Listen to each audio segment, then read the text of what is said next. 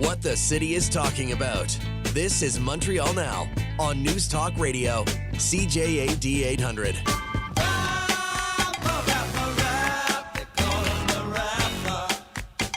That is James MENNIE over at the Montreal Gazette. So, Jim, I guess we'll go back to the story that broke yesterday, the meeting between François Legault and Justin Trudeau. I think we heard a clip from Justin Trudeau yesterday saying, here's a couple of bucks, kind of go away and come back when you have real numbers. And then François Legault, of course, because he's never happy, despite walking away with, $750 million yesterday, who said this. We were asking for $1 billion, so they offer $750 million, so we'll take the money, but we'll continue to ask for more. That's right. We'll take the money and run. So what do you make of it? This is not a surprise, though, is it?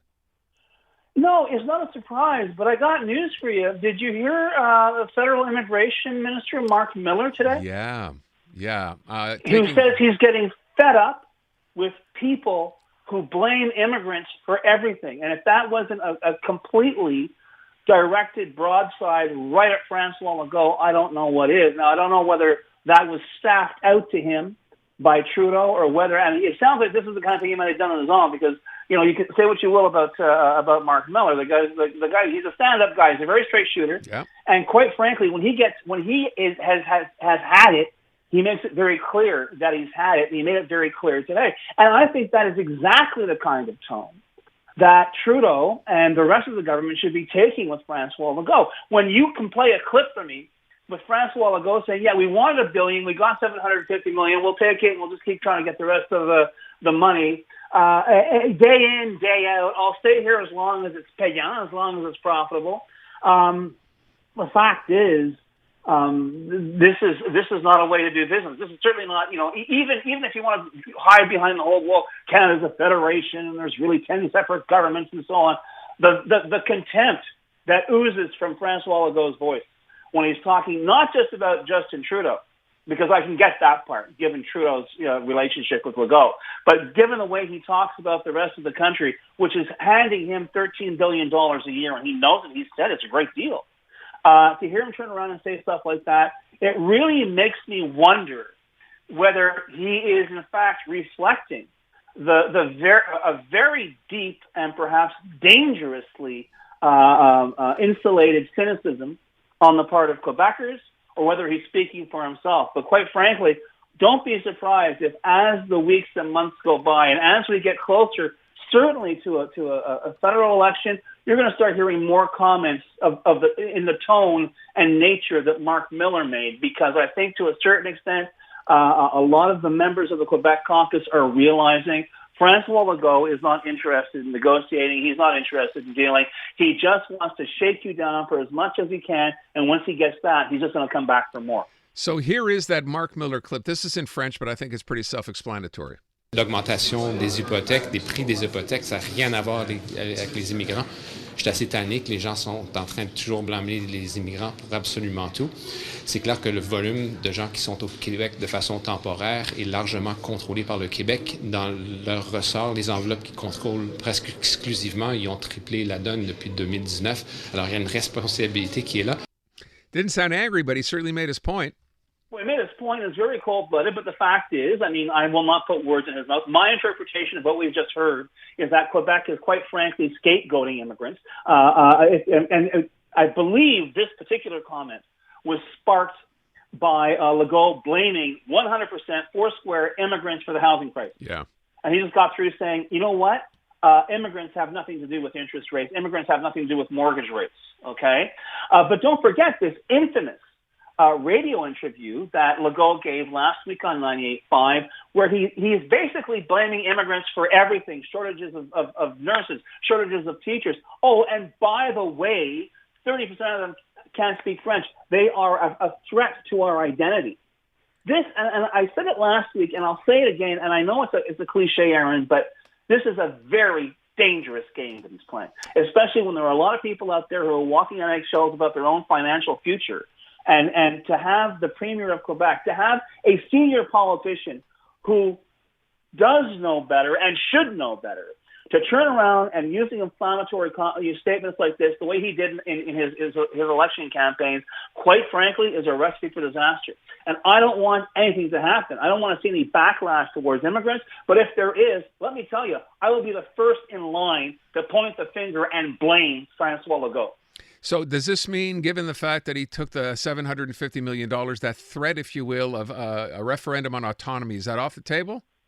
Oh, no, that's going to be there forever. This is, I mean, listen, we've all of us been in this play for 50 years.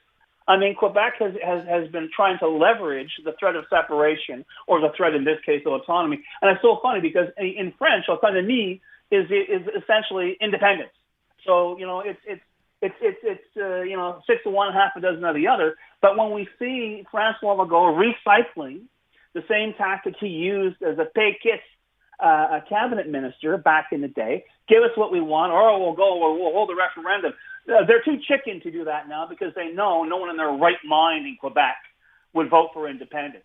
But for some reason, they still got politicians in Ottawa spooked, if only because, you might lose seats in Quebec and you'll lose power. I really think, and maybe that's something else that should sink through to the other parties, even Quebec Solidaire. Be careful, Quebec. It's 2024. You've been playing the same hand for 50 years, but you know what? I think the other people at the table know what you're holding in your cards, and I think they realize now, as we may have had a little glimpse of today with Mark Miller, that it's time to push back. All right, let me move and talk about what are you calling it, Terraskate, Peelgate, whatever. Here we are. I called it Peelgate. Okay, either way, Terraskate's fine as well. You have really nothing going on today. Other Luc Rabouin, who held that press conference yesterday afternoon. Yeah. I listened to the interview that Valérie Plante did with Paul Arcand in the morning, almost 20 minutes of it, where there was really nothing there with respect to why didn't you act sooner. There still hasn't been an answer of any kind, Jim. So no. Does this hang on them for a while, or do we move on? You know, what gets me today, Aaron, and I may be on thin ice here, but I'm speaking from personal experience. It's almost like when you get into an argument with your spouse, okay? And you're arguing about something like topic A. But as you're arguing about it, suddenly every other thing that you wanted to have an argument about comes to the fore. Yep.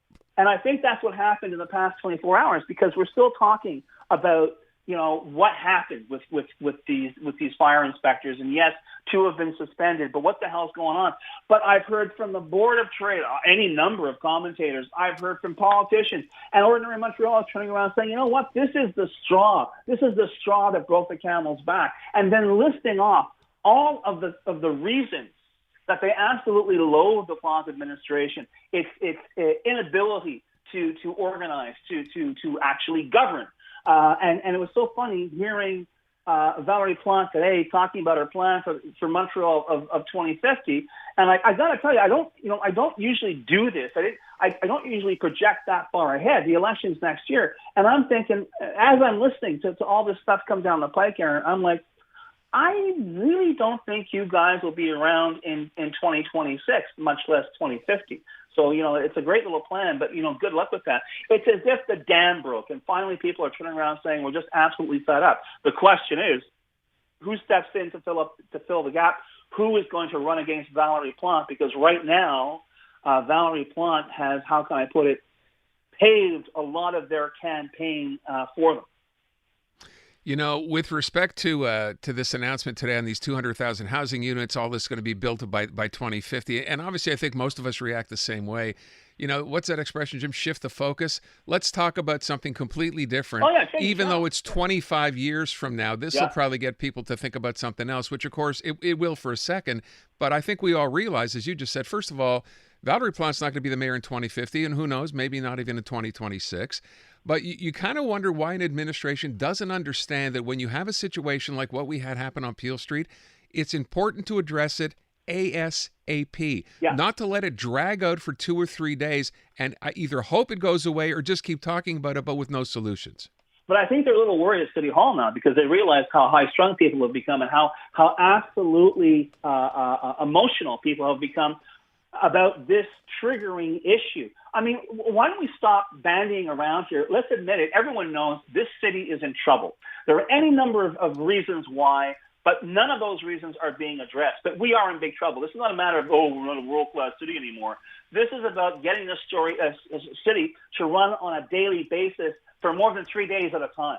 And we clearly can't do that. Whether it's incompetence or arrogance in this case, it just echoes, it resonated with so many people that this is a city that will do what it wants. It doesn't give a damn what you have to say. It's going to do what it wants, whether it's on Camille Hood, whether it's putting through bike paths or knocking out parking spots on residential streets. It's only going to do what it wants. It doesn't care what you have to say. And I think people have seized on this latest issue as a means to point out, you know what, we're the ones who are fed up now, and we're fed up with you. And as I say, it's going to be interesting to see how much fun the opposition has with this, and whether somebody steps out from behind a curtain right now and will look like a better deal than Valérie Plante, because quite frankly, right now, she's kind of guaranteeing herself an electoral defeat next year.